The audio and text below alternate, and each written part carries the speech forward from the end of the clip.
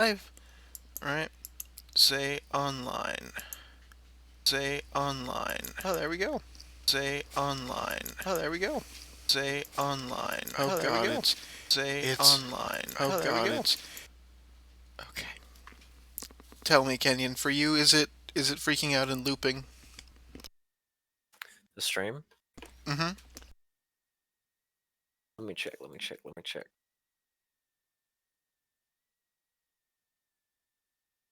It's good now? Welcome, for Kenyon. First once again. Okay. Some for Kenyan moments. Some for Kenyan hours. It is insane. How are you always the first on? I How need to did know you your get push secret. notification? Yeah, like... Well, according to my Twitch statistics, all of our followers have notifications on. Turn that bell on down below. I do not log on and wait for it to start whatsoever. Okay, that's fair. You must just be psychic. I'm not on your channel 10 minutes before 7:30. Well, we have a super fan. Super fan. Super fan. Chat. Oh, well. Very, very nice. Well. You know, Ren, how do you feel about episode 9?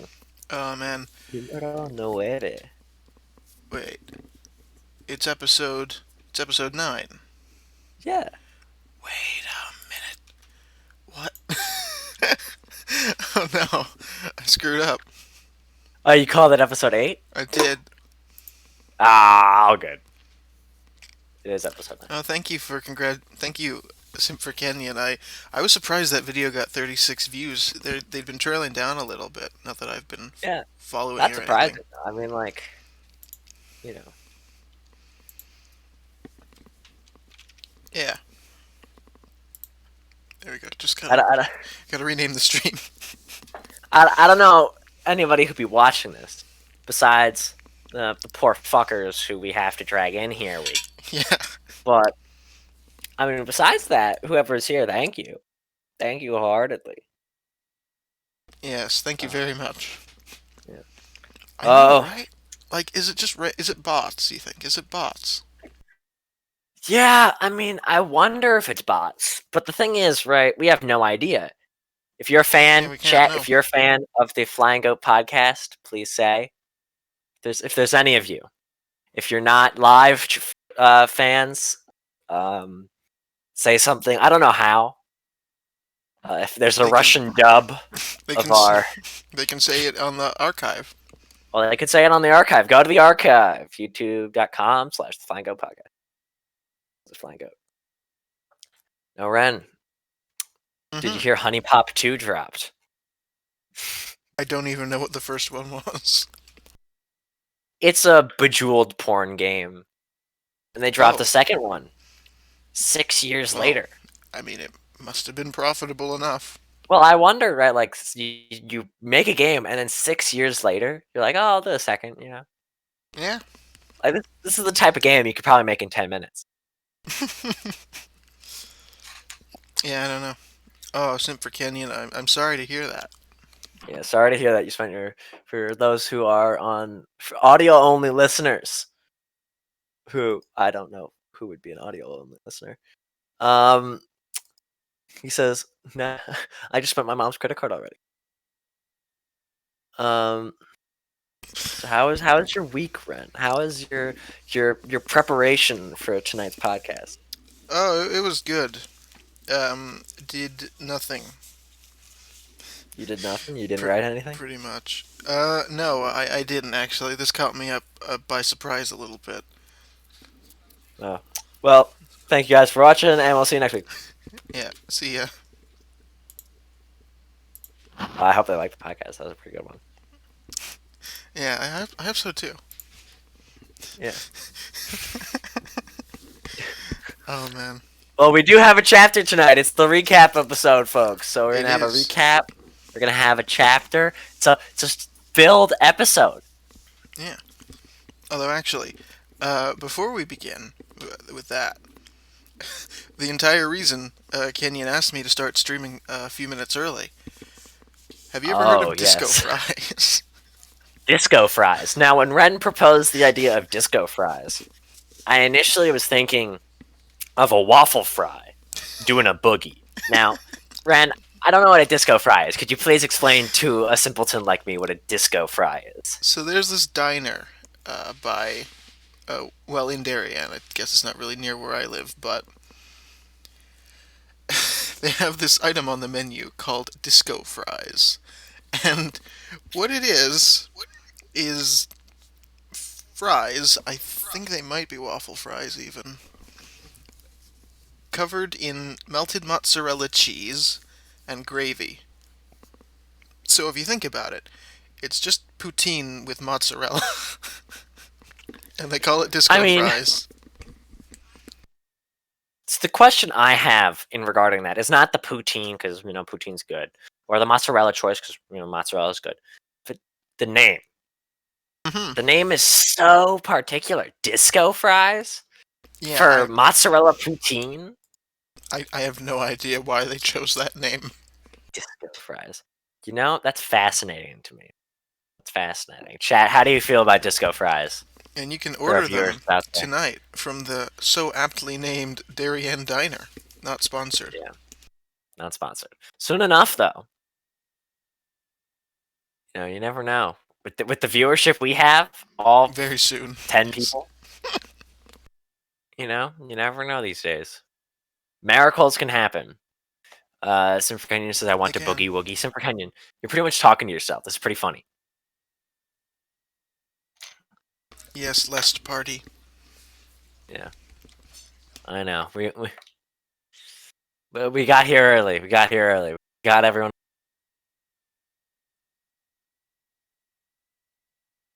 Now, Ren, I have to ask. Mm-hmm. Do I have to have any warning for this chapter? Any sort of, warning, content warning?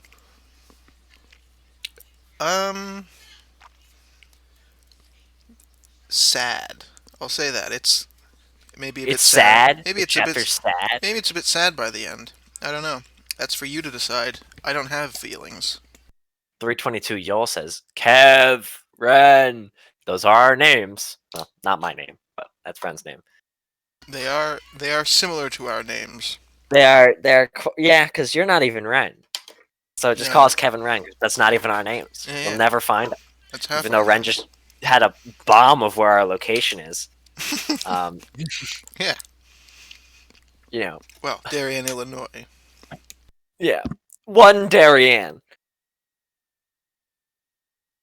Out of the many, He said it. It's his name. No. Kevin is not my name. It's not my name. It's never been my name. Anyway, his name is Kevin. Oh, man. This hurts. This hurts, chat. How much on a scale of 1 to 10? 10. Wow, that's intense. No, chat. Recap episode. We're going to do a recap. We're going to start with chapter 5. Just because, we don't want to go too far back to explain everything. We do have chapter 5, which was another recap episode, up on the YouTube channel. Yes. If you do need a recap from then on, just watch every, I think it's 4n plus 1 episode. Every 4n plus 1, n equals 1 summation to infinity. Pretty much, yeah. Yeah, something like that. I don't know. Anyways, now, Ren, would you like to take it off with our chapter 5 summary? I need to remember what happened. That's true. I did a little reread. Yeah, I probably should have done that. I have a vague idea. Okay. Chapter 5. John, sees John. He's watching what he thinks is a stage play. With some very useful advice. He evaluates his life a little bit and decides that he doesn't need the police anymore. He can be his own man. And he decides that now is the perfect time to quit his job and begin his own detective agency. And he decides that his first client will be Marissa Schulman, the woman whose life was placed in the wrong hands, in his opinion. He speaks to the guidesman, who is like the leader of this group of people that are also at odds with the IRS, it turns out. Mm-hmm. And the guidesman tells him, "Get me some money. Get me the money that was stolen from me, and I think I can help you out." And so he goes. He does it. So chapter 6 was a me chapter. It's very clear why. In this chapter, as he leaves to go find the money, John tries to puts himself in a survival situation, and he loses his finger and gets conveniently rescued by a lumberman, and then is dragged off back to town to try and look for the house where the guidesman told him to go. So then, chapter 7, very good number.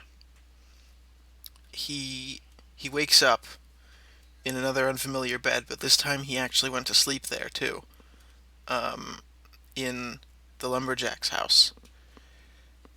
They go back to town after he gets scared by a ghost, and in the house, in town, he finds this young man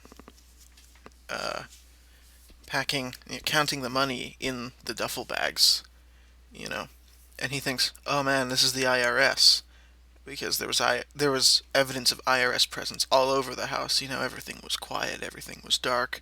There were FBI cones on the outside. Obviously, not FBI; it's the IRS. It's the IRS. And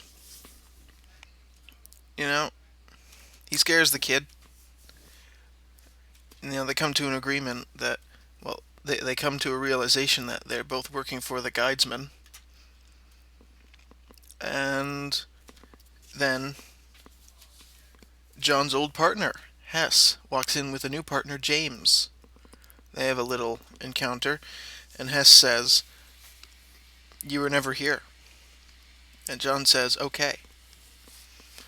And then heads out to the young man's car with a duffel bag of money. And then, as John leaves, the two of them make their way out of the town. On the highway on their way out, John sees a rogue tarp on the side of the highway, goes, "Let's go look at it." It's Marissa Schulman's body. Or, as John says, it must be Marissa Schulman's body. Yes. So then John takes it upon himself to go find her car, which, after he goes and searches the local automobile shop, he figures it must be in police possession. So goes into the police headquarters, or rather the police lot, breaks in, and starts the car. And that is where we last saw our protagonist. It is. Exciting stuff. And now. Now we are left with Chapter 9. And the big question left for this episode is, what game are you playing, Ren? Well, I think we were talking about it a bit last night. And, it was a tough decision, but I think, now the game you were all waiting for. Come on, can you see it? Black screen? Oh. Black screen? I see it. You see it? Do you see it? Chat, do we see it? Do we see it, chat? I don't see it. Oh, I don't. Yep, they don't see it. I don't see it personally. God dang it. Okay, fine then. Go back. Come on, OBS. Come on. So while we're in this moment of technical difficulty, I'd like to do our ad read. We have a sponsorship, guys. I didn't tell anybody, but we have a sponsorship. This episode of the Ren and Kev podcast is brought to you by the two of us and our dumbasses and our dumb time.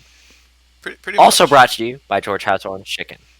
But that's a ongoing sponsorship deal. Yes, that is nothing new. That's nothing new. And now the game that I was definitely leading into there. Oh, the game that you've all been waiting for. Yeah, the game that you've all been waiting for. Can you see it now?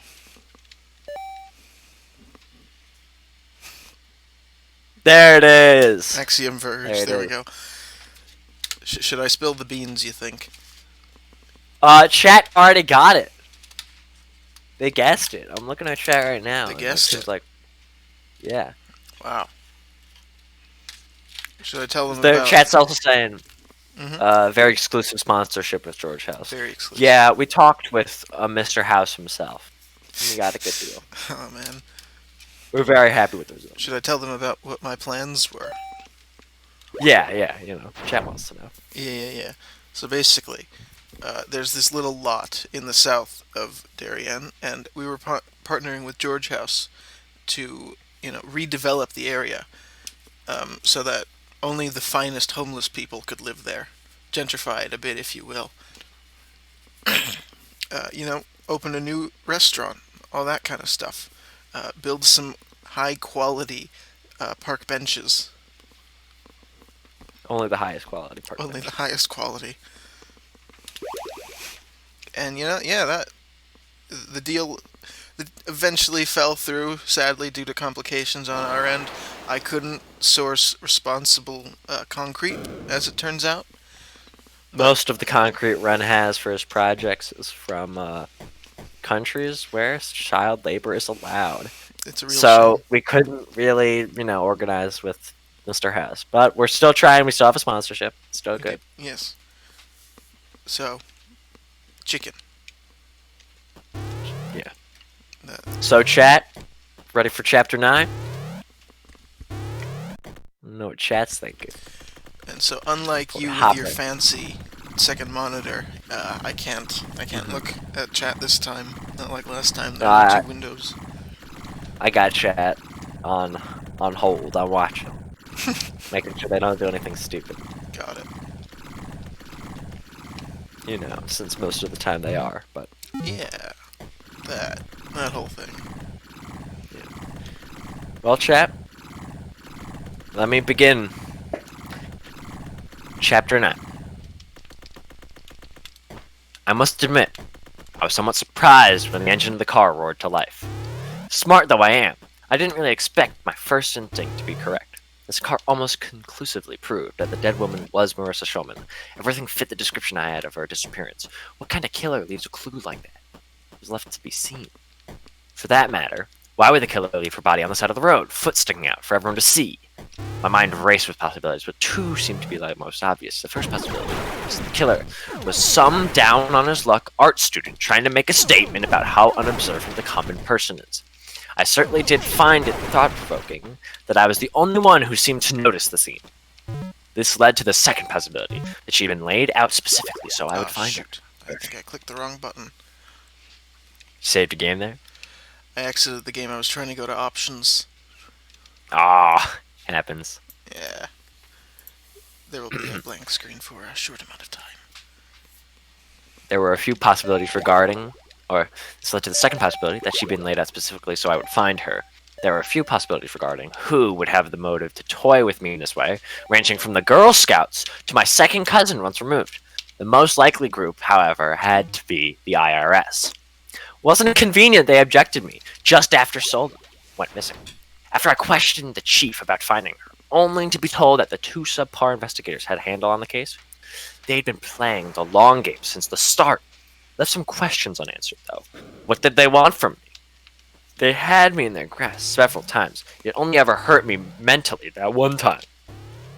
What part did Shulman play in all this? Was she simply bait?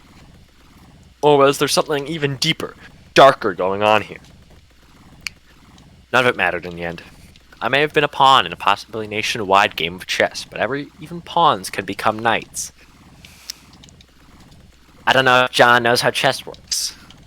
I don't think he does. I think that's a pretty interesting view of chess. Yeah. Chat says he does. He does. Know what chess is. Oh, okay. I've been John Marsh is a misinformed chess then. master. Oh, chat knows best. That is true. Chat And as knows they everything. say, could still bring her killer to justice. Maybe I couldn't find the killer was the IRS, not the art student. But in various rules, pawns could become kings, and kings do whatever they want. Whatever the situation, I knew I'd have to try at least. Something felt very strange all of a sudden. Took a moment to look around. There was nothing unusual around me. Huh, I muttered to myself. Usually by now something or someone would have appeared and knocked me out of my deep thought. It actually felt strange to be able to complete my own thought. Huh, I said again, more loudly this time. Maybe it was because I used to be a police detective. It actually felt fairly safe out here by the station. What to do next? There were several options. The most immediate option was to search the car for clues, anything that might tell me where she was going or what she was doing. Letters or other documents might help as well. Another option was returning to the guidesman. The guidesman had gotten his money by now, and he claimed to be able to help me if I helped him. Though I already found Shulman dead, perhaps what he had to say still held some value. Final option, most dangerous, was to turn my efforts on the IRS entirely to bring them to justice. If I tried to take down the IRS, what would happen to me if they pulled in the real FBI, or worse, the CIA? For years, I was discharged. Those spooks had been hounding me, and they only recently let off. I would almost certainly be best off keeping my nose to the ground. That left two options, the glove box and the guidesman. I decided it would be best to start investigating the car. It was surprisingly clean for a start. There was a little blood on the driver's seat, but I couldn't be sure how much of it was hers and how much of it was mine. Other than that, there were no papers or wrappers or anything out in the open. Nothing forced between the seats. It was meticulous. Normally that would be a sign that the police had searched it first, but the sign outside said otherwise. It was almost impressive. The glove box, however, was another story. It was as if all of the mess in the car found its way into the glove box.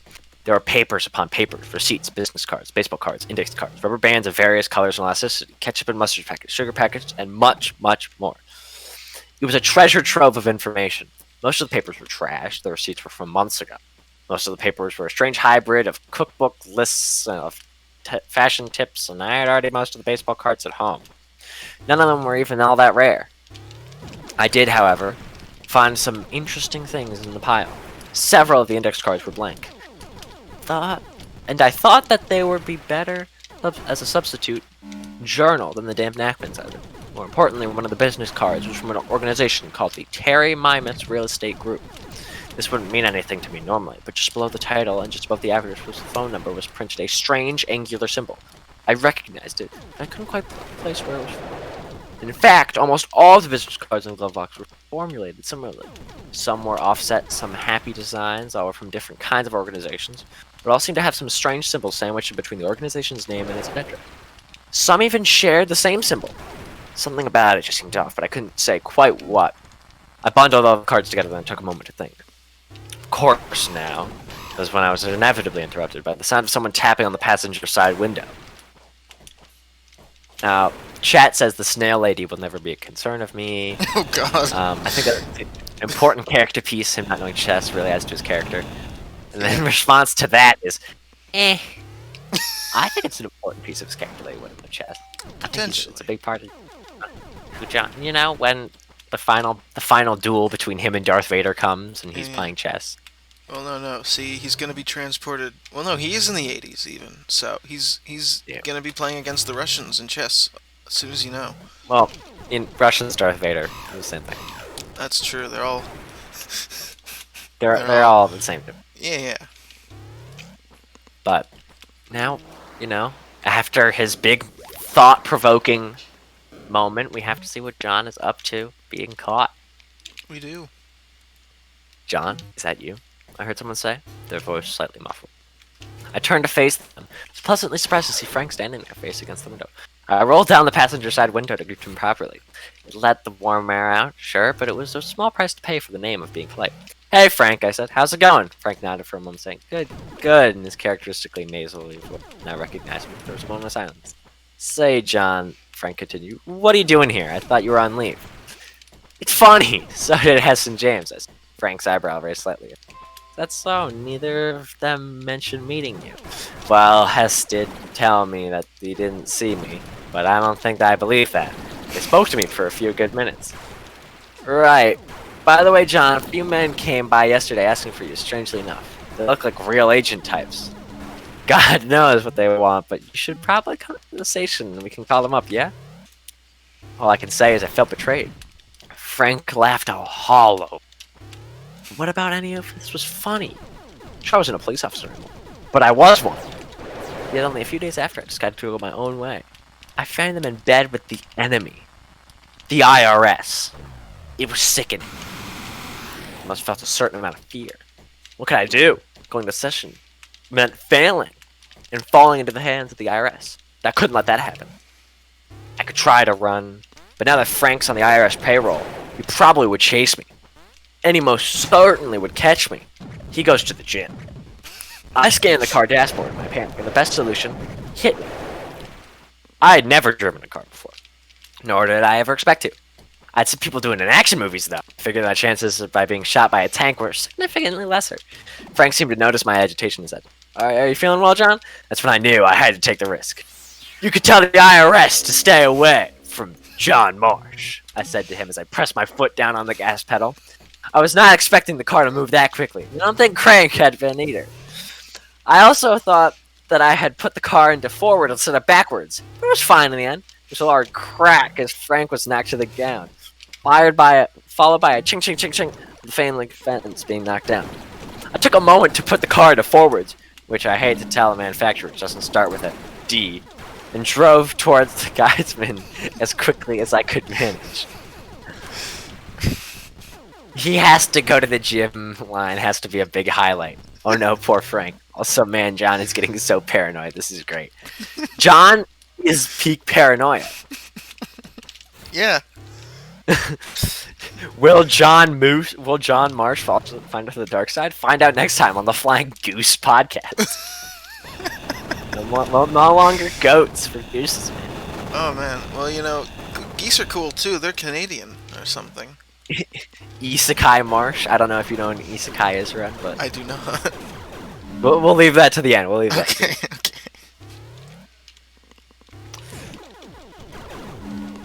I didn't even notice the blood on the car window until I had it parked out just outside the complex. Poor Frank.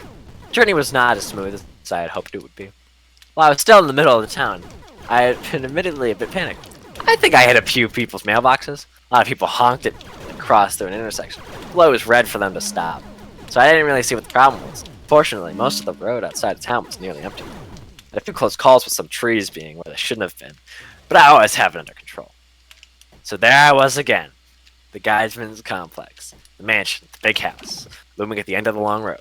Behind it, the sun hung low in the sky. The place was still fairly covered in snow, even though it had been several days after it had fallen. Quite nice, but I did wonder if the groundskeepers had been slacking. As usual, there was nobody in the streets. Actually, somewhat disappointed nobody came up to say hello. It's probably for the best, though. As I approached the mansion, my mind was swirling with the possibilities. What was the Guideman going to tell me? Would I already know it? I do know a lot, so it's possible. My train of thought was broken as I almost walked right into the mansion's large front door. Fortunately, I caught myself just in time. I was about to ring the doorbell when I noticed something strange. The door was inlaid with a very familiar, angular pattern. I took the business cards out of my pocket and compared the pattern to the symbol. It was a perfect match. Shulman must have known about this place, at least seemingly affordable rates. Or at least the seemingly affordable rates. Perhaps the other symbols held some meaning? Suddenly, the door opened. I was greeted by a lanky man dressed in a football shirt a few sizes too big for him. Hey man, what brings you back? I quickly pocketed the business cards before responding. I don't want him to show my whole hand just yet. I want to speak to the Guideman if that's alright. The man nodded for a second before saying, Yeah, come this way, man. Beckoned and began walking to the house. I followed his lead. By the way, I asked at one point. Last time I was here, I rang the doorbell and nobody answered. Was it a bad time? The man shook his head. No, we saw you. The first time you were a stranger, uninvited and unknown. You have the privilege to walk these halls now. Can't be too careful these days, you know? I didn't respond, and the man continued. Oh boy, you're a strange one. You spent 10 hours waiting out there, and I spent 10 hours watching you. You'd probably be a good teacher in our medication classes. We didn't speak to each other for the rest of the walk. but the man greeted several others as we passed. I'm just glad we didn't pass her by. After several winding flights of stairs, the man stepped in front of a door and said, "This is his office, the highest point in all the big house." He knocked on the door and said, "If you're to be granted an audience, you have to be on your own now. I'll wait about 10 minutes. If he doesn't open the door, come with me and meet in the big hall for competitive yoga." Meditation? Yoga? Who did this man think I was? That I would stoop to doing such an un-American thing? I couldn't ask him anymore, as he had long since left down the hall. Regardless, I waited for the guideman doors to open. After a few minutes of waiting, I heard the doorbell, the doorknob being jostled. Quickly, I stood up from where I had been sitting, deep in thought as usual, as the door opened. "Hello?" called the guideman, in a paradoxical voice. "How can I be of?" He paused as soon as he noticed me, scanned me for a moment, and said, "So it's you. Well, what brings you here?" "I have information regarding Marissa Shulman, as was our deal." The guideman looked puzzled for a moment. "Deal was that I'll tell you what I know in exchange for money. Where's the money?" "Should have arrived earlier today with some guy who drives a bone car." "A what?" "I don't really know how to describe it." But I shrugged. "I met him in the house. He said a guideman sent him to collect money as well." Guideman said even. "Did he say which guideman?" He sounded significantly annoyed. "Aren't you the guideman?" "We're all the guidemen," he shouted. "That's why I'm Guidesman Terry. If there was another guideman named Terry, they would have renamed it Guidesman Gerald or something. So to save all the confusion." I had to think about it for a moment. "So everybody in this house is just the guideman?" It's only ensued to infuriate him more. "What? No, you utter buffoon! Do you not understand how this works?" He sighed again and held his head in his arms. "I really don't know what to make of this situation." After a moment, his head creeped up. "You're doubtless an agent of another guideman, sent to sabotage us in our time of need," he said. "No one could possibly be this dense." He began down the stairway, then stopped for a moment to say, "You are no longer welcome here. Leave now. If you ever found one of the grounds again, I will simply say you'll be sorry." He paused for a moment to take a breath. "And to know, you can't have your deposit refunded." After that, he stormed down the stairs, somewhat afraid and entirely confused. I left the mansion as quickly as I could. Chat says, "No, Frank!" And so according to John Marsh, if I do yoga, I lose my citizenship. Pretty much. I mean, I'd say so, yeah. Yeah. Also, chat is accusing each other of not having citizenship when they all are citizens. Why, does anyone do yoga here? No, this goes back to an argument Simfer Kenyon and I had, where he thought that you weren't a citizen until 18. Oh, okay. He thought that because we were talking to our one of our good friends who is a Japanese citizen. Uh-huh. And he was asking him, "Are you a citizen?" He's like, "No." And then he looked at our other friend, who is an American citizen, and said, "Are you a citizen?" He's like, "Yeah, because I am an American citizen." So, yes, Okay. that's a citizen. Yeah. Long story short. Interesting. Citizens, chat. Citizens are anybody who lives in the country. You know, full-time passport. You know, all that shit. Yeah.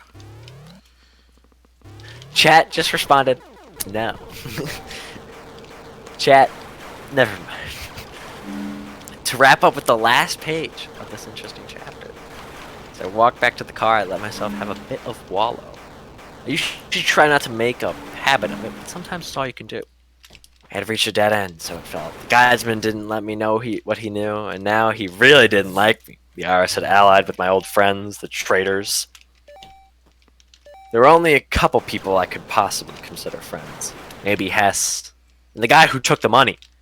I'd inadvertently helped him out. He seemed alright, other than the part where he lied to me. Come to think of it, he mentioned where he was taking the money, right? I was trying to remember what it's called. The farm? The guideman didn't even give the opportunity to tell him that I knew where the money had gone. So along this line of thinking, as I neared the car in the lot, where something dawned on me. The sun had set and it was hard to see, so I rushed to the car and turned it on. With the car lights help, I pulled the business cards out and began reading through each one of them closely. Surely enough, I found one labeled Jefferson Pastures. A farm. It was only a hunch, but there was a lot of potential in it. There was another guideman at the farm. There were being 2 of them with connections to Shulman. If the man was a follower of the guideman, then maybe I had some friends. The way I saw it, this was a better lead than no lead at all. And that's where the chapter ends, folks. So, what do you think? You know, not unexpected, but not expected. You know what I mean? I feel like this was a good set of, curveballs and, fastballs, but Thank you. not anything. No, no knuckleballs. Right. Nothing that breaks my brain. Got it. But I'm excited. I love the chapter. I loved it. Thank you. Quite fun one. Someone just texted me on Steam. Probably Simp for Kenyon, if I know. Simp for Kenyon just sent us a message on Steam. What did you say, Simp for Kenyon? Let's check. He said no, but you did. I saw it pop up. No, you didn't send a message, or no, we didn't see the message. No, he sent a message. He sent some Trouble in Terrorstown stuff. Ah, I see. What do you think? Should I end this off with a boss? You know what? Go for it. An attempt at a boss. We'll see if I can win it. Mm-hmm. Oh, it's a hornet. A hornet spider. Hornet spider. Now, chat, what did you think of the chapter? Oh God, please no, please. I don't understand. I don't understand.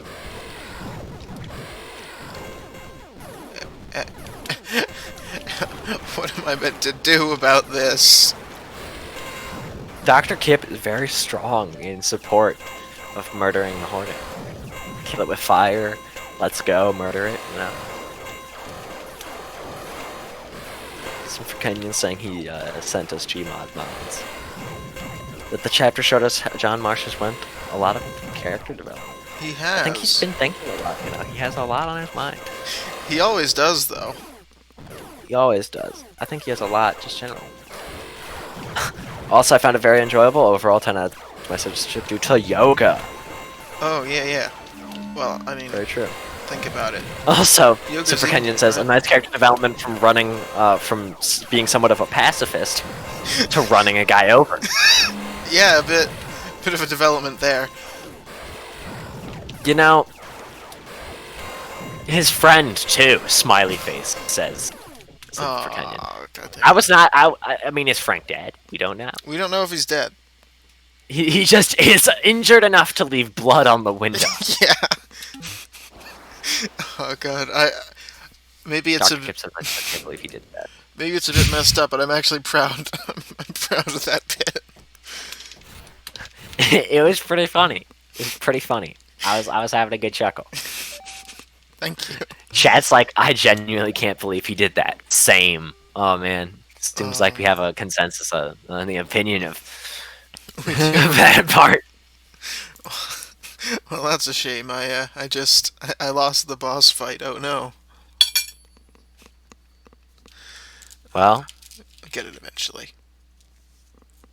Hope you enjoyed, chat. Hope you liked another episode. Now, Yes. Next episode is going to be a special episode. We're going to do something a little different. Well, it'll be a surprise. But we're going to do something a little different. Yes, I hope you all enjoyed, and I hope you all look forward to what we've got in store. Yeah, it's exciting. I didn't murder the Hornet. Now it will find. Yeah, I mean, I'm a bit worried, but on the other side of it, in real life, I have Raid.